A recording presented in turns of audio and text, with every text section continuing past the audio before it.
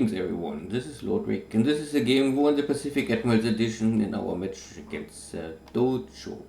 Today we will check turn number 53, means activity of 21st and 22nd March 1942.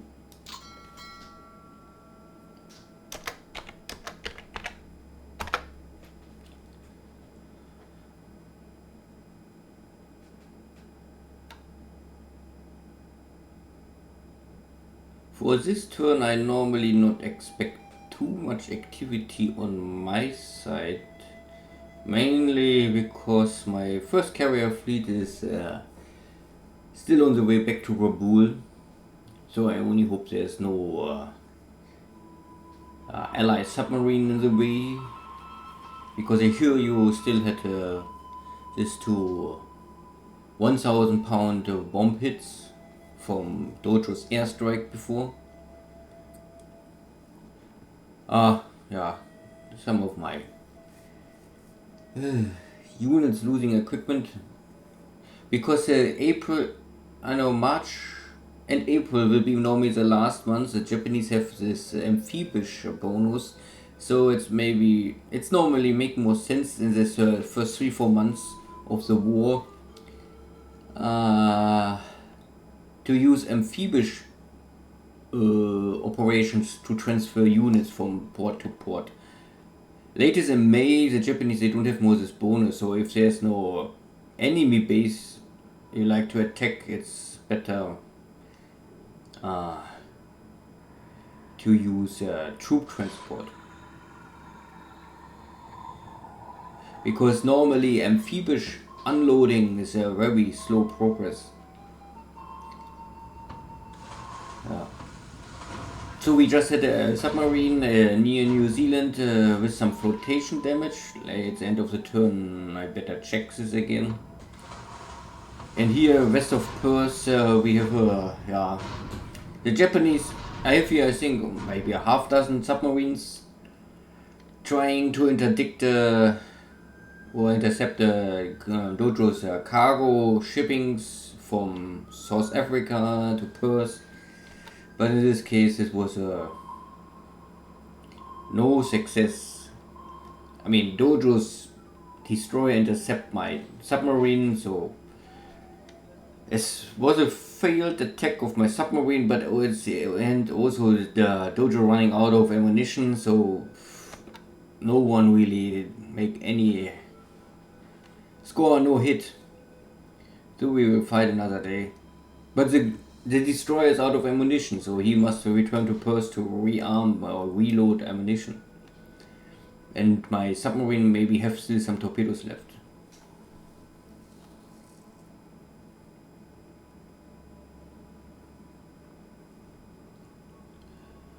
But the night was quiet.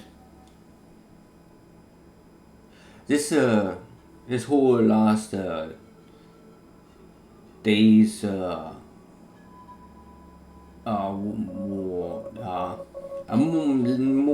let's say less active from my point, simply because I called back my second carrier fleet to Singapore.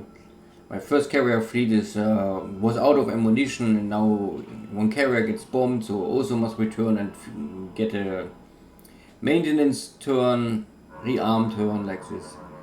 And my battleships cruisers are normally relocated to Surabaya, so I all needs 1 or 2 weeks to get everything back in position. But at the end of the turn I can check this again. So this is a typical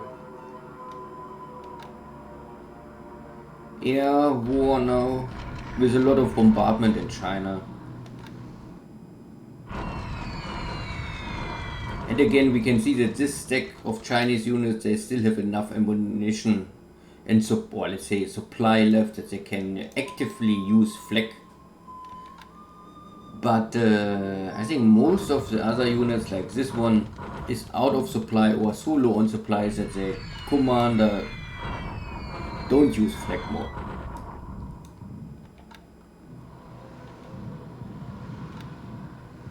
This is always an indication if you make an airstrike on a unit and there's no flag,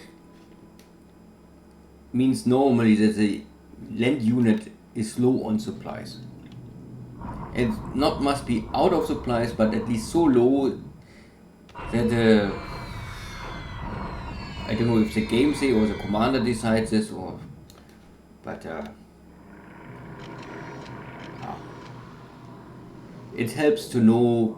Okay.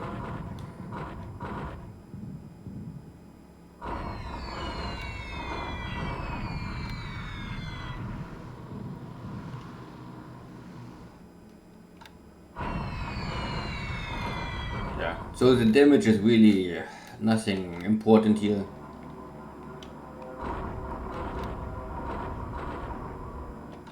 But at least the pilots get some experience. And maybe it will also slow down Dojo a little. And sometimes we can get a destroyed unit, and destroyed is then really off the map.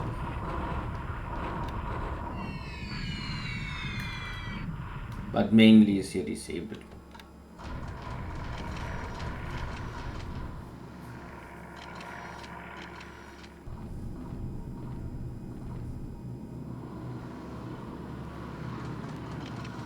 But again, this heavy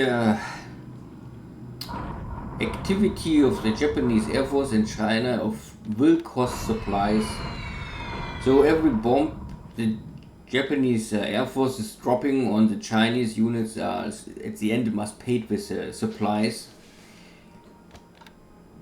So if you want have your active Air Force in China supporting the Japanese army, you must make sure that you have the supplies. And nothing is for free. On the other hand, it's a hard calculation. I use a lot of Air Force to support my army, to slow down the Chinese army, and also to train my pilots. Okay, and yes, this will consume supplies, but it also allowed my Japanese units, army units, to catch the Chinese, destroy them more easily with low own losses.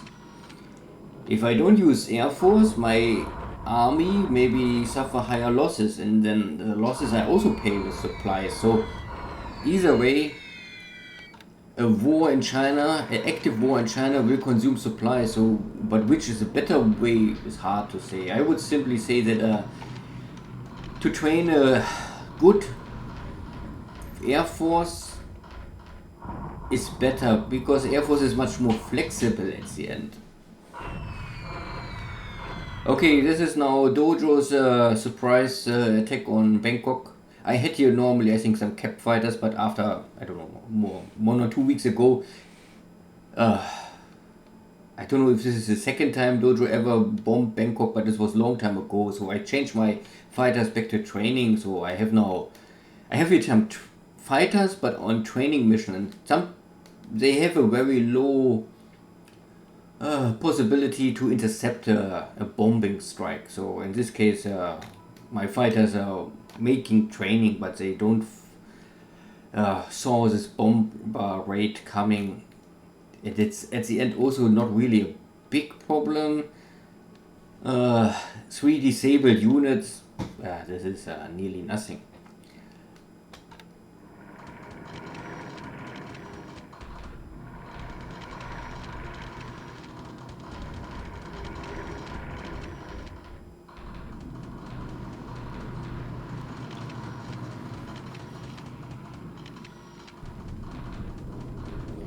The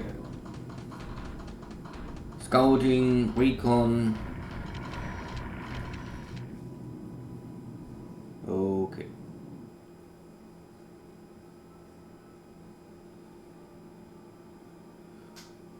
Now the afternoon.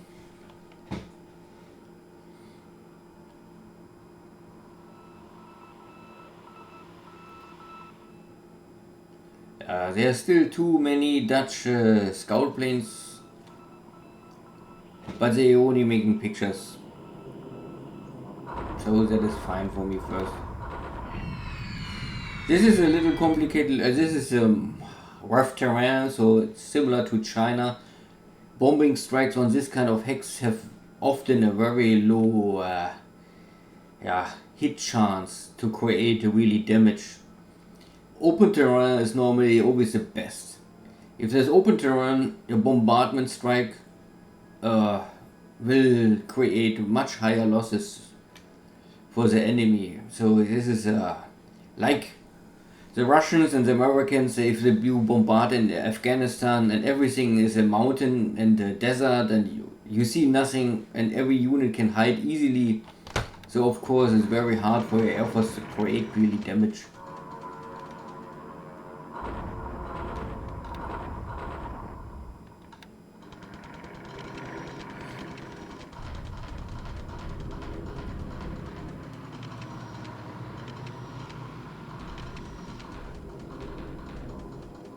So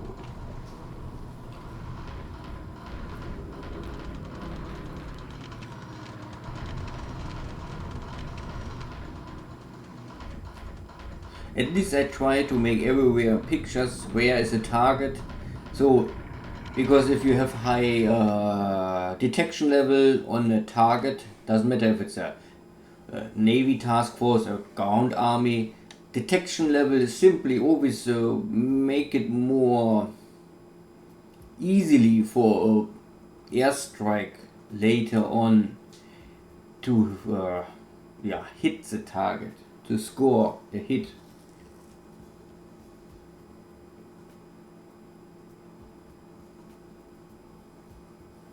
Okay, so no really Navy activity. The air war was standard. Only the surprise attack from Dojo's bombing raid on Bangkok. And this is Changsha, at the door of Changsha, my division, my support division was just able in the last moment to catch these two Chinese units and shatter them. Now you can see that there's no disabled units, there are only destroyed units. The two units are not destroyed directly, but I believe that there's really nothing left now of this unit. So this is at the end even better for me, because if I would destroy these two units after 3 months, they automatically will respawn in Chongqing after 3 months, I think.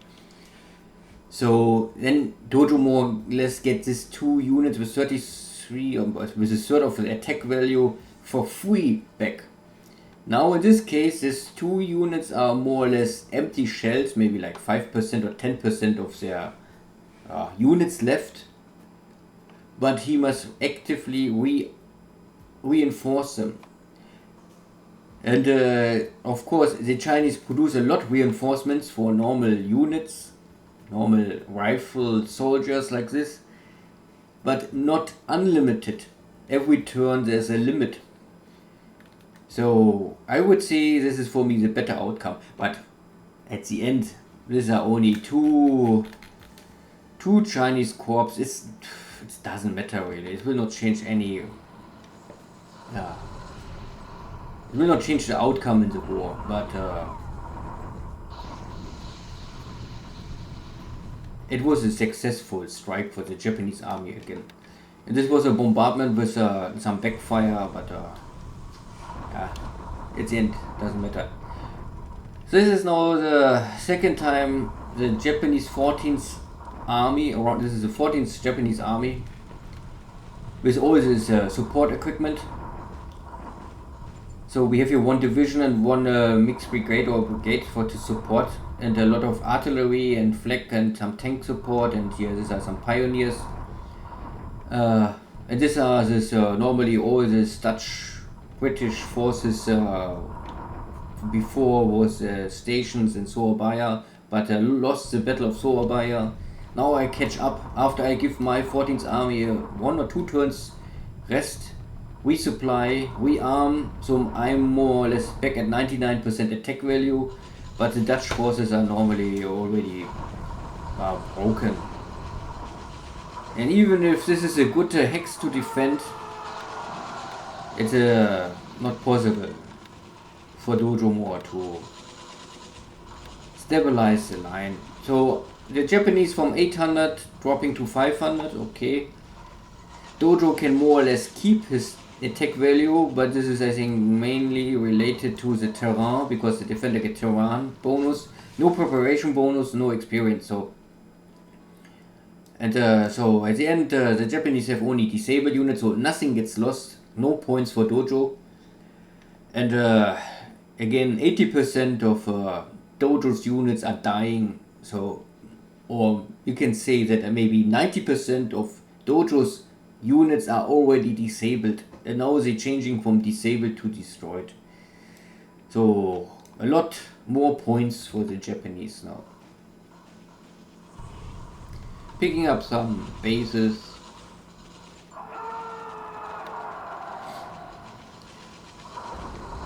And this is the last base before the Japanese will normally attack Batavia. So this is also a mountain hex, similar to what we had here on the other side and near Surabaya. And this is one division. And they are broken an ABC company.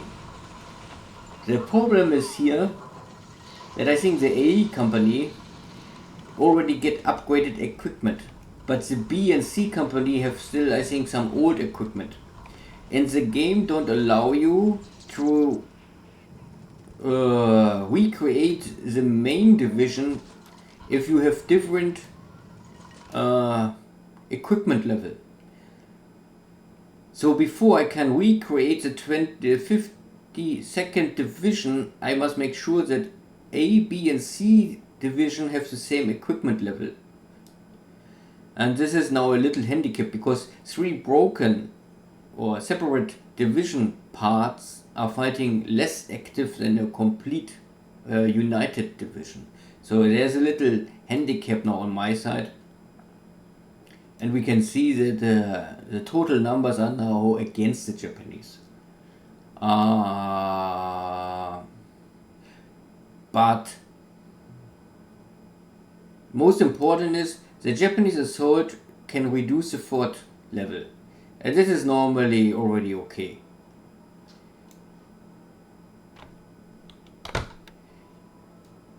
If any attack is strong enough to reduce the defender's fort level, it was a success.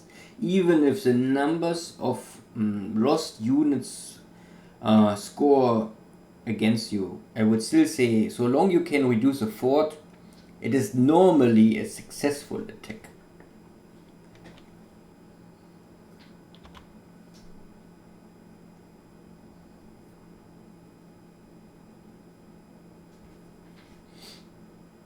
So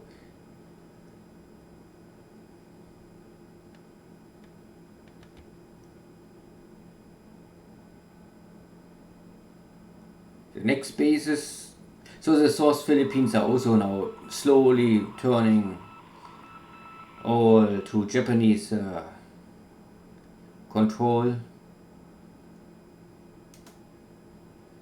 Yeah.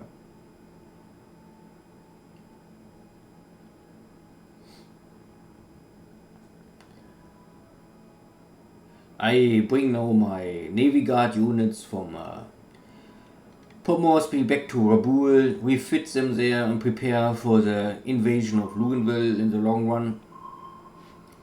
And this is now one of Dojo's submarines lurking here in this area.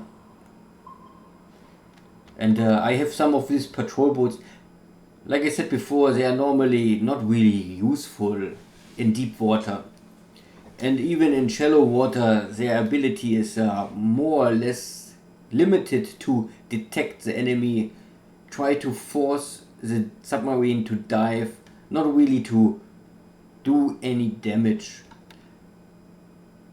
But it will force the submarine to dive, to break the attack, something like this.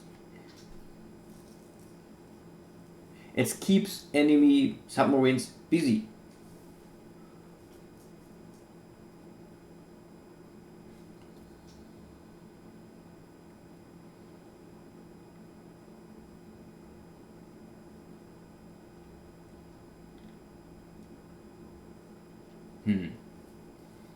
Nothing more happened. I wish I could find some of Dojo's unescorted task forces again and sink some cargo ship. Like I think the turn before, I sunk one cargo ship with I think 25 airplanes on board. That was a very lucky hit. Okay, and this is now the same like before, but this time it's now a sub-chaser, so a special ship only for attacking submarines. But this is a sub-chaser assistant, or how you want to call it. So this sub-chaser, this is normally for anti-submarine, but if you have the A behind it, is the assistant. And the assistant is normally only similar to the patrol ship, good for sub-hunting in shallow water. In shallow water, this kind of ships can really damage and even kill submarines, but in deep water they are also more or less very useless. They are then at the same level like the patrol ships. They can detect submarines, they keep them busy, they can force them to dive, but they nearly never ever will hurt the submarine.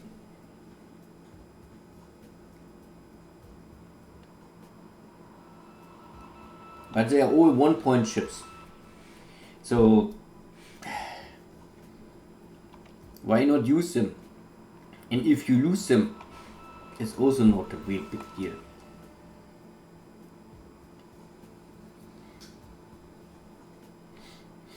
Okay, poor weather.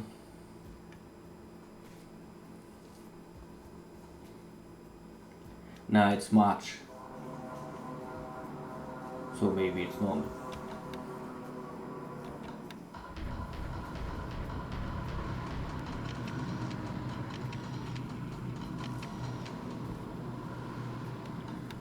Back again, bombardment in China.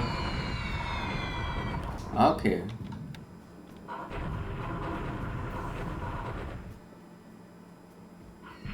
Okay, so this is now the next day, and now you can see that this is the army west of Yan'an, and last turn we had flak, but this turn the Chinese army looks like it's so low on supplies that they will not more use active flak. So whatever supplies Dojo's army had left to use flak guns is now over, means this army is also now low on supplies.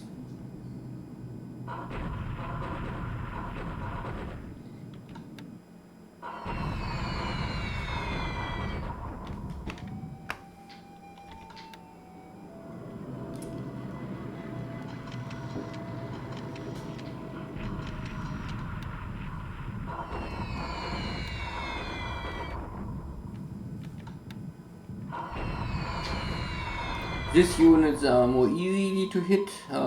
Maybe they was walking in normal move mode, something like this. Of course, you can also have luck.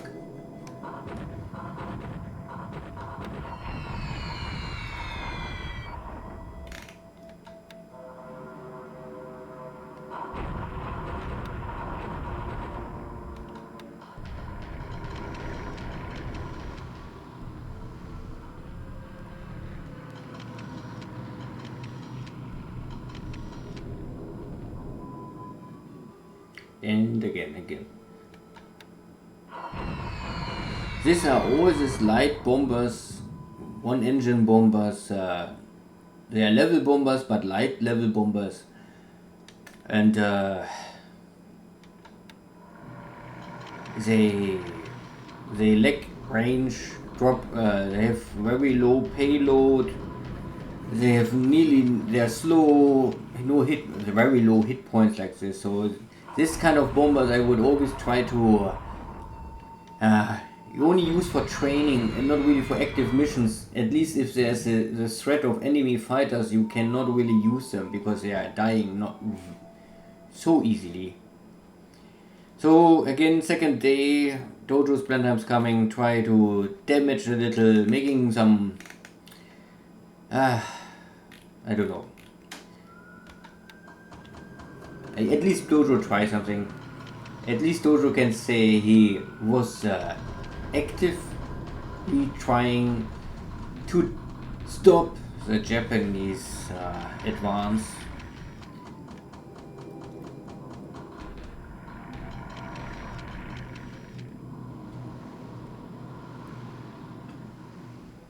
But so far, this was only some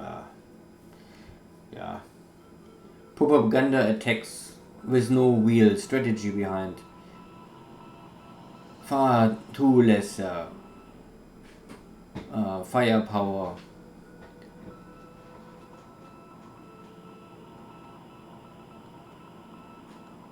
But the days of the Allies coming maybe in June, July, the table or the balance of power will slowly turn normally to the Allied favor. So these days Dojo keep his strength together and maybe waiting for better days. And on the other side, I can use more or less very freely my Japanese bombers without much fear. At least at some areas like here now, Sumatra, because the Dutch Air Force is already destroyed.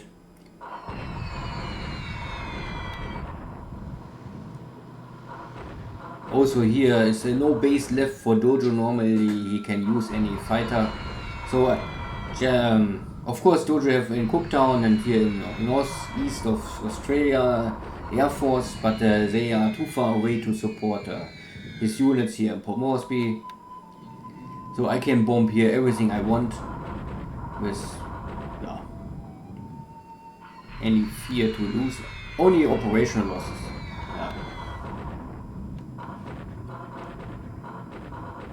But this is the advantage if the Japanese can take Port Moresby early on.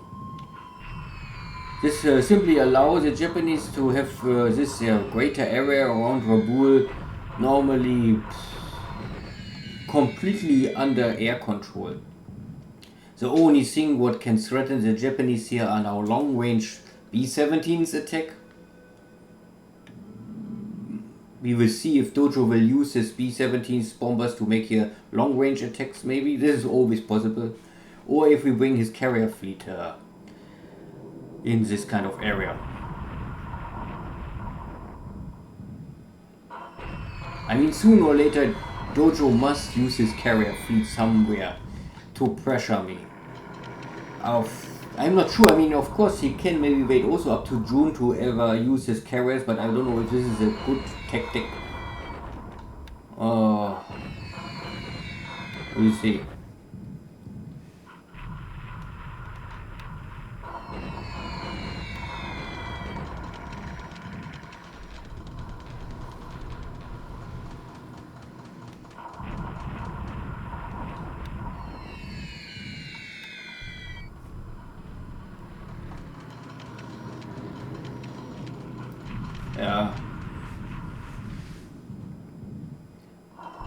Here we can see that because I destroyed the Chinese forces and kicked them out of this hex last turn, so my air and this air unit was normally had the order to attack this Chinese forces here southeast of Changsha, but they kicked out of the hex last turn, and this is a 2-day turn setup, so they follow this unit and attack now Changsha. But of course in Changsha we have a lot of enemy flag power.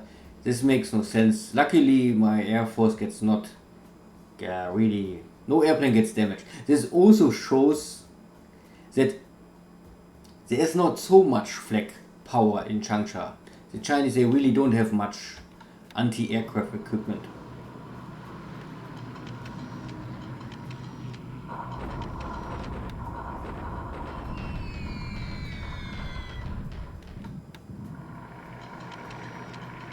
At least I think the Chinese, they have maybe not this long range flag guns. I always come at 7,000 feet altitude, so only long range flag can normally attack my level bombers, and long range flag is heavy equipment, and I think the Chinese industry simply don't produce this, or only very small numbers. So one ship just sunk. but it was not a Japanese ship, or we will get here some information. So an Allied ship just sunk somewhere on the map. Okido. So this is now the 25th Japanese Burma Army, and we are taking now Pegu. Because there's a river, you must make a shock attack. This is a game rule. If you cross the river, you always must make the first day a shock attack. And I coming here with 1 division, 2, 3 divisions, and some other equipment support stuff, a lot of flak guns and artillery stuff. So support, because it all belongs to the 25th Army normally. This is the original setup. I not really change much, but I try to collect all the units belonging to an army, and then I bring them together. So, and if the 25th Army have all this equipment, then they're working together, because this HQ will always give fighting and supply and reinforcements bonus to all his own units if it stay in the same hex or next to it. So in Dojo I have here only some, I mean he have here something, but it's normally based on this, the main defense forces here, this Indian division. And if it's a division, I think it's also attack value maybe around 400, so this is only a half strength division, and all the rest is only support stuff. And I'm not sure if Dojo's units can hold the line here. No.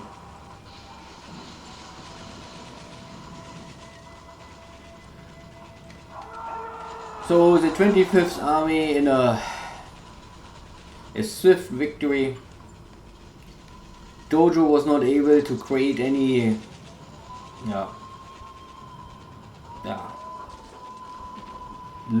defense position.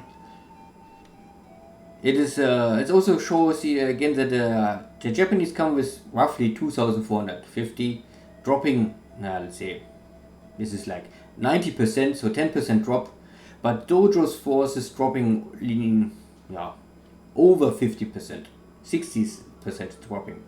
So Dojo have a very strong drop, and this is I think mainly related because there are many units with no morale and of course low experience. So not all these units may be really fighting, they're giving up already, however the game calculates this. And you can now see that the Japanese army nearly suffer no losses at all, only some disabled. So if after I take Pegu, if I wait now 1 turn or maybe 2 turns, most of these units maybe will be active again. And Dojo really suffer again here, like 2/3 destroyed, 1/3 disabled, 2 units completely wiped out, and this is the end. It was of course, I mean 2,500 against 400. It's I don't know why Dojo split his force, because I saw a lot of units also here in Rangoon. Not so sure.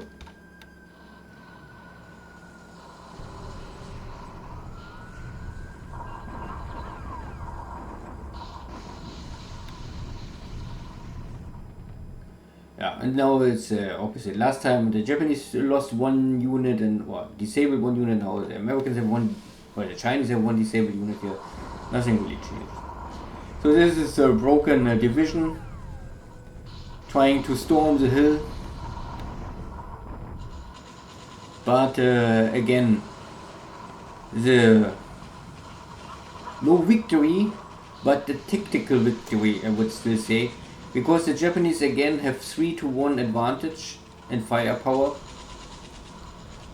and this allows the Japanese to reduce the fort again. So last turn 1 fort destroyed, now the second fort destroyed. Still, yeah, the numbers are against the Japanese, but I would still say that I don't care because I can destroy the fort. So maybe next turn, if a fort of level 1 gives nearly no advantages more for the defender, so Maybe next turn I can kick them out and take this last base in west of Java.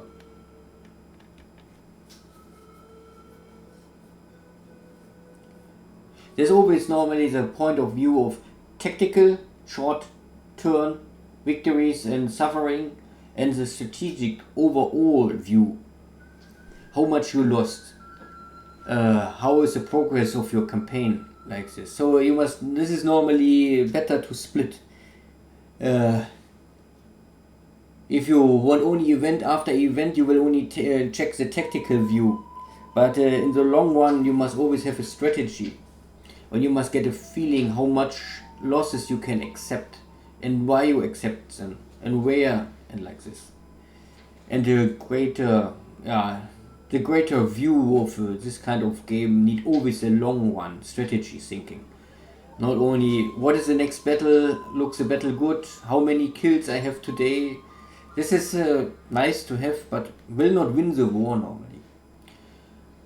So let's check the intelligence report. This was a very inactive war, turn. So we can see the Allies lost only 1 operation losses. The Japanese had 1 crack kill and 5 operation losses. And if we check this, so this is a scout plane, a recon plane. Okay, light bomber. So this is a typical, I think in China, operational losses. Simply, this kind of airplanes, they burn out over time. This is a scout plane, killed by flak. This is mainly because I lower the level, and I try to come in 7,000 to make pictures. I think then the pictures are maybe have a better detection level, but it costs you also more and more scout planes. So later on I changed this back to 22,000 feet.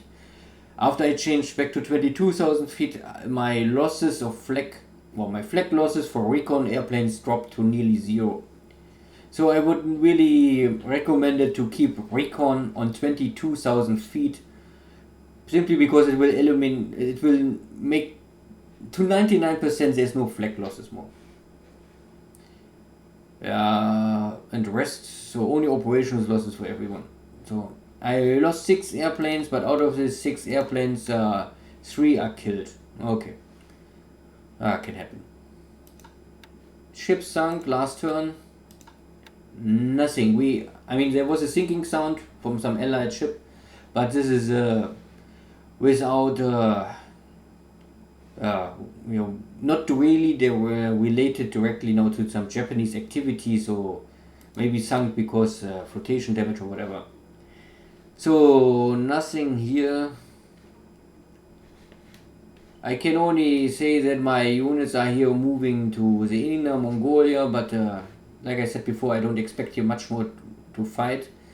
In Lenzhou I had this not so successful engagement the turn before, so I have this on rest, and I wait that this Mongolian army, I put them on rest and let them move, because then they're moving only I think 1 mile or 2 miles per turn. So I let them still move on Lenzhou, but they're very slow. This allow me to give this unit, because it was a little burnt out last time, to get the disruption and the fatigue lower. Now I have here soft values. This was last time I think around 25 or even 30. So 20 to 30% of my units will not actively fight, even if I have the units. But now they are back to under 10 normally. And under 10 is okay, I would say. So these units are now all ready to fight. What I will do is now check the TOE, and then I will normally pick out everything what is less than 80%. So this unit, the first 4 units, they have less than 80%. I would normally more or less now say, okay, combat, delivery attack. I tell them, yeah, do this. Then I go to this unit and say, only go to defend. defend.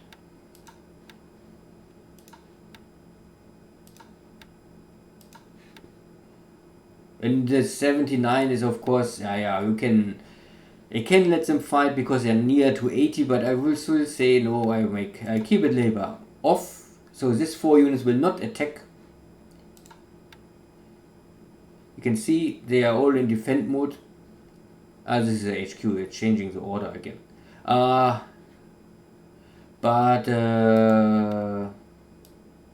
of course artillery can only make bombardment or defend, I think.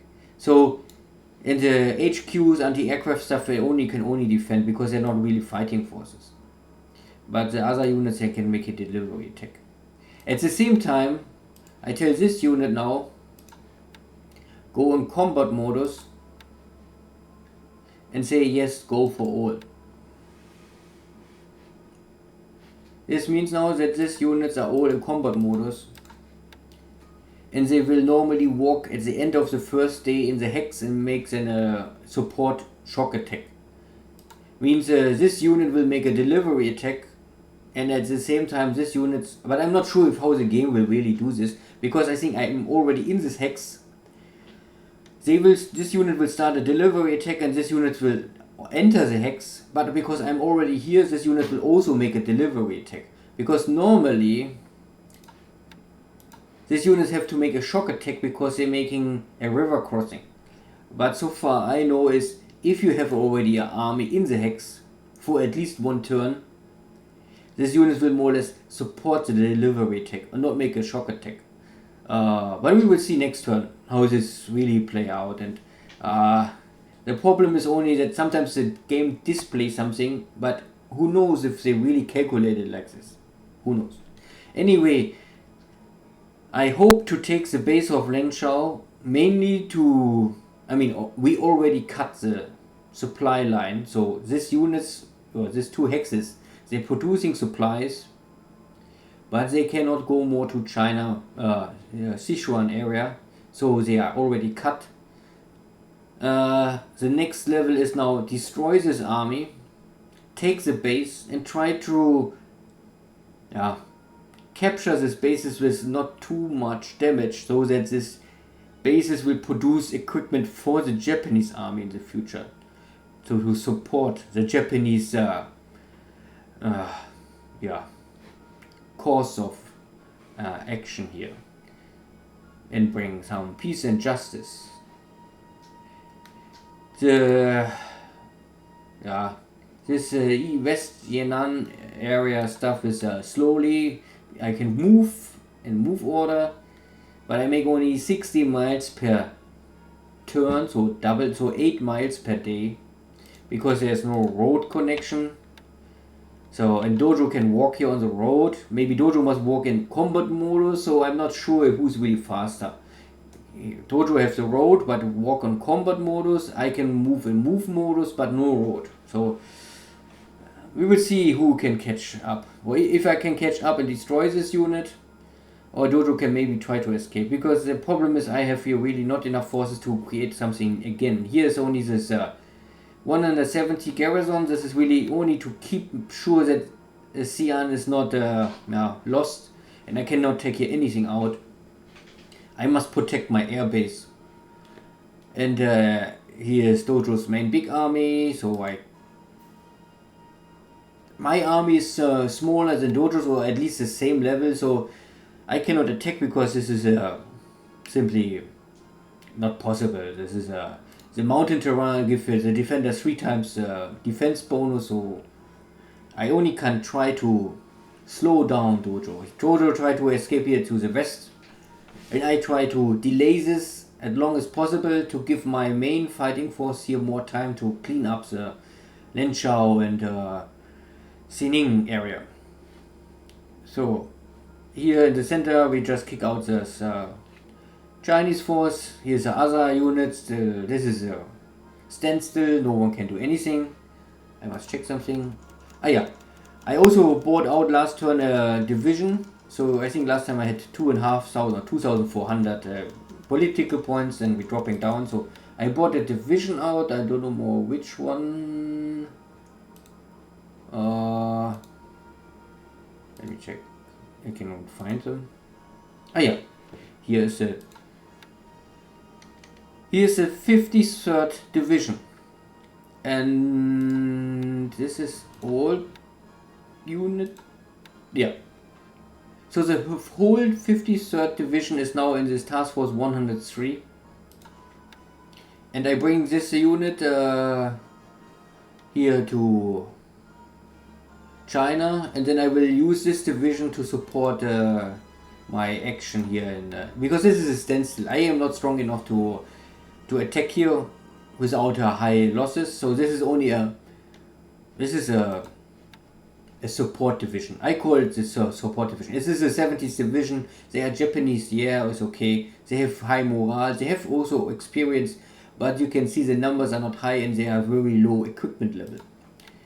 And this right here, and this division, the 53rd division. You cannot. You must check it like this here. This is a real division. This have much more equipment, more infantry squads, and all this. There's still some variance. These units have the cavalry.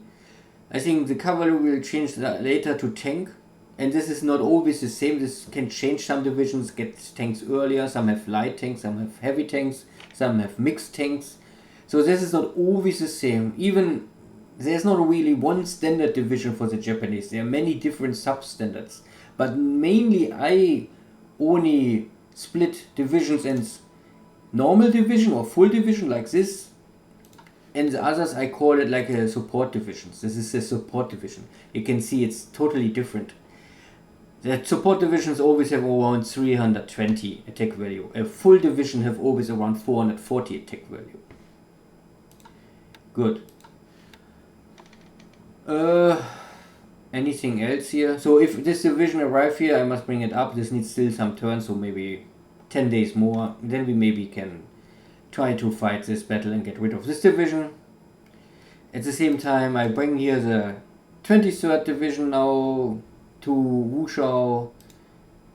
Also the 13th division, so I bring here 2 armies, and not divisions. This is the 13th army with all equipment, and here is the 23rd army with all equipment. Again, I can, oops. You can see that here's a lot of stuff, not everything, but a lot of stuff belonging to the 23rd army. Some is Chinese expedition army, and there's also a lot of Southern army. This is normally equipment. You can use it in China, but it's also free to take out of China. This China stuff you cannot take out of China. You can buy it out, but I don't like this too much. And this 23rd army is the 23rd army is again related to China expedition. So this army is also locked to China. So because this headquarters is locked to China area, also the subunits are locked to China. So this is a Chinese army at the end, or the Japanese army fighting in China. And here is the same. This is the 13th army. They are locked to this China war area. So you can use them. Oh wait, but let's check here. So there are also 2 this mixed brigades or regiments. They are belonging to the Southern army, so they are free. They can go out. They can help in Australia, India, wherever you want them. And you can see that here is mainly this is the 13th, but there's also some parts of 23rd. So it is not always 100% clean, but mostly clean. The only thing what really not belongs here is the 11th. The 11th army is somewhere else, but I don't know where now. I think they may be here in... here's the Korean army, the 3rd army, the 5th army, the 11th army. Here's normally the 11th army is here in Linzhou. So this one division is normally on the wrong position. And if the game starts, everything is very let's say shitty, but it's very mixed and have not a clean order. So the first week or the first month or 2 months of the game, I try really to bring the units to the HQ, because the HQ will give to this unit, if it belongs to the HQ, some combat bonus and supply bonus and reinforcements bonus and all this stuff. So it makes sense to try to link up everything, but it needs a lot of time. It is a lot of logistic behind this, and it needs patience. You have to check again and check again and check again. And also there's a question if you only want to move something, or if you try to fight and move. So if you of course you can say more or less, okay, the first months of the war you fight not at all in China and only try to get everything in order. But this also allows a Chinese player to set up a defense. So I would not wait too long. I would always try to pressure the Chinese armies early on to never let them rest. And at the same time you fight, but fight and organize. The organization of the armies, at the same time the organization of the garrison, because there are many bases, they request garrisons, but you don't want to keep here some Japanese forces. You want to always have this Chinese police forces to do this kind of job. This is also a big part for the Japanese player if you want to be successful in China. It is not only really a tech value, it is a lot of logistic behind of this. If you want to create strong armies, you need to organize. It is not only bunch everything together and throw it on a spot. You can also do this, but this will normally burn a lot of supplies, and the efficiency will simply drop. You have maybe high attack value, but this not means automatically that your units will fight so well at the end. Okay, what is here? Rangoon. So now Pegu is Japanese, so the railway is blocked. So if I understand it right, then the road to Burma is now blocked. So at least at this turn, from now on, the Chinese will not get additional supplies turn by turn. You think 500 supplies day by day is a rule of the game. So this 500 supplies, Dojo have now less day by day. So this army is very low on supplies. Like I said before, it is nearly impossible to bring his supplies over the mountains. So my army is running low on supplies. I do this more or less on purpose, or with a calculated risk. I drive my Japanese forces here with the risk to starve, so I must push here fast, overcome the defender of Rangoon, and then I will, after I take Rangoon, I can start shipping supplies from Singapore to Rangoon. It is of course, it is possible to already ship now supplies from Singapore to Mormine and then ship them the supplies here, or now already to Pegu is also a port. I can do this, but I still believe that my Japanese army is strong enough to get rid of the Dojo's defending forces here. And maybe I can conquer some supplies in Rangoon. That will be nice. And the main reason is why I don't bring now cargo ships is here that Dojo have the airbase of Rangoon. There is some air forces, and even if I have here enough air power to dominate everything, it will simply cost me, it's cost me supplies, it's cost me pilots. I'm not can make sure that everything will be arrive here at port, or half of my ships maybe get sunk.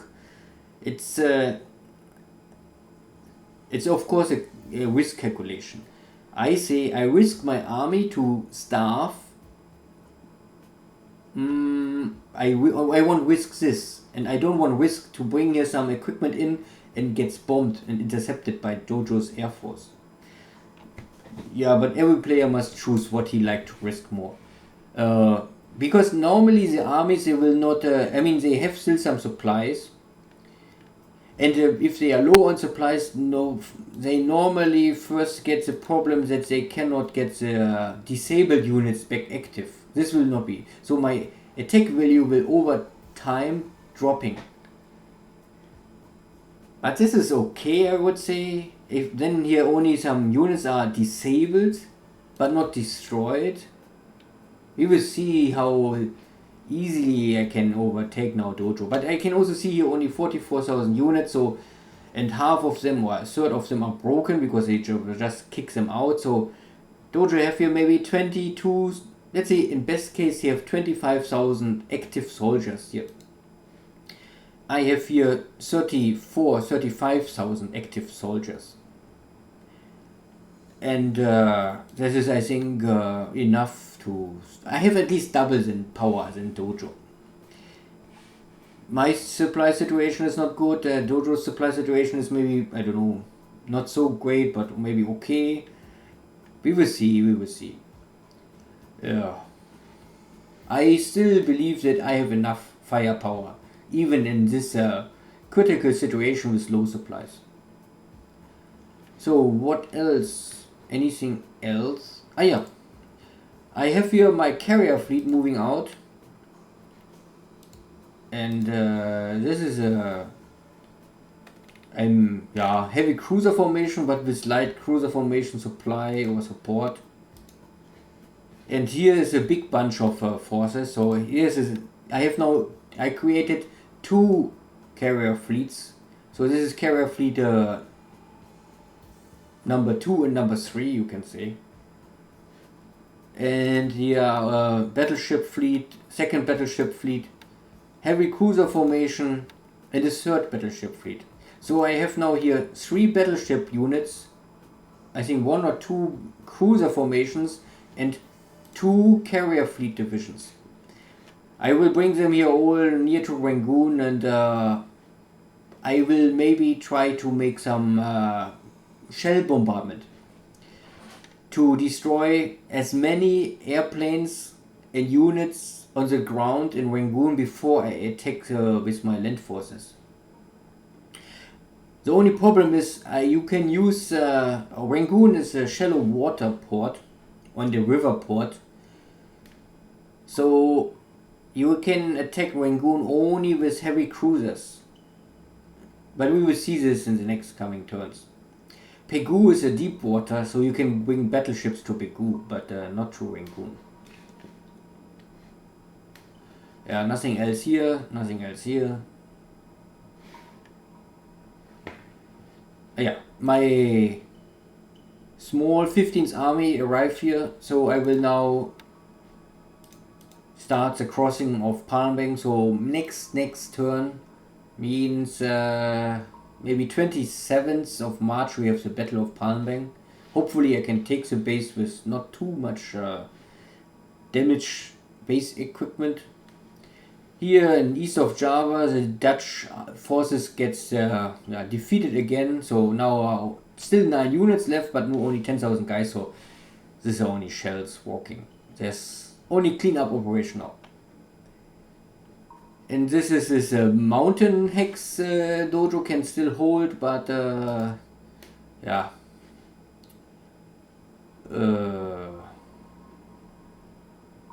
For how long we will see.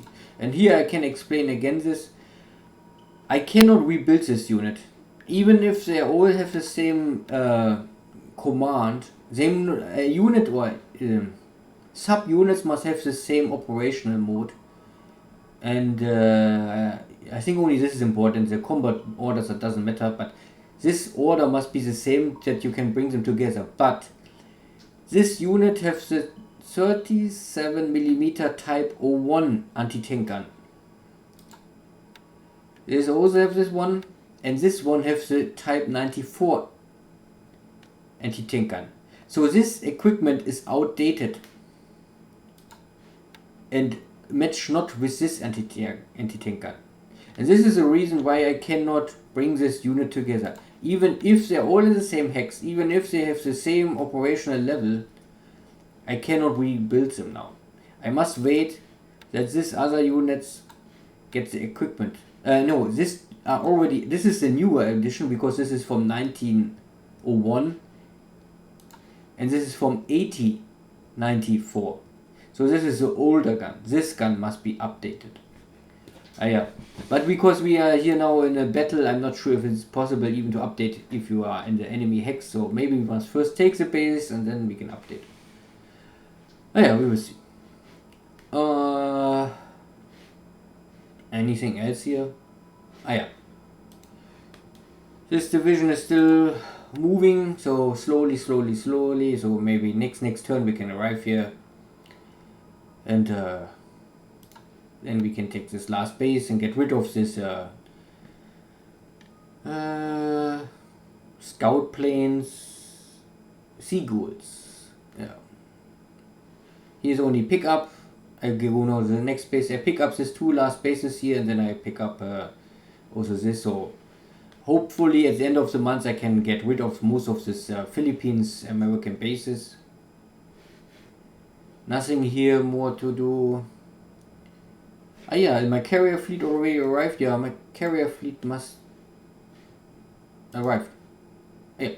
So the carrier fleet arrived in Rabaul. Here's now the hero. So here you have had these two 1,000 pound bomb hits. And the hero is now on ready, docked more or less. And the game say it needs 72 days to fix everything but cannot fix the major damage. Okay, this is in ready modus. If I go now to stand down, it say 48 days. So normally this means in 48 days every damage will be fixed but not the 7 major damage. Okay. That is roughly the calculation. The carrier is out of action. So, but if you use, what I will do is more or less, I maybe fix here a little damage, the engine damage now. Then I will bring the carrier back to Japan because I don't have a shipyard. And to also fix the 7 major damage, and if I must go first back to Tokyo now, or to Japan at least, Yokohama, this also needs some time. I would say that the carrier is out of action for 2 months. So now end of March, end of April, end of May, the carrier is back here in Rabaul maybe to help the Japanese cause of war. Okie dokie. So much for this. And you can see that I bring here supplies, engineers. I start to bring here equipment to Rabaul to slowly install and create a base. Supplies. This Navy Guard units are going home and engineers coming to Rabaul, Port Moresby. So normally I will really only, Rabaul is my main base. Port Moresby is more like a forward post. I will have here also some like later scout planes and fighters and maybe some Navy bombers, only to make sure that this street is completely closed. Then I will also install maybe some other bases here, Shortlands and Russell Islands, like this, to have here some scout planes to make sure that simply make sure that I know every movement in this area to mainly secure the base of Rabaul. Normally Rabaul is really the everything here. Even Port Moresby is for me only a scout base or forward base, not too important. I need it only to make sure that there's no ally air activity here, and to make sure that every Navy activity I can interdict early on. The big next base is maybe Tulagi, because Tulagi is really more forward. I will install here some submarines and like this, so if possible I will run in future my submarines from Tulagi. And after Tulagi, normally the next big step is the Luganville. So if I can take Luganville, I more or less transfer my submarine activity maybe to Luganville. And then from Luganville, the next step is Numaya. So these are, but still future. So we had one submarine was here with damage somehow. but I don't know more where. This looks all okay. All okay. Yeah. This guy must return. But yeah, somehow, yeah, we had a some submarine attack was here. Not submarine, but destroyer attack. So this submarine suffers some damage, and you can see that the float damage is even major.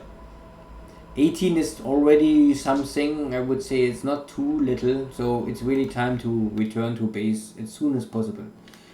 The question is if I go, maybe I can go also back to Rabaul, but it's the distance is not too much different. So because I have so far nothing in Tulagi, if I have later maybe some subtenders in Tulagi, I can also bring the submarine to Tulagi. It's a shorter range, but so far I don't install too much at the same time.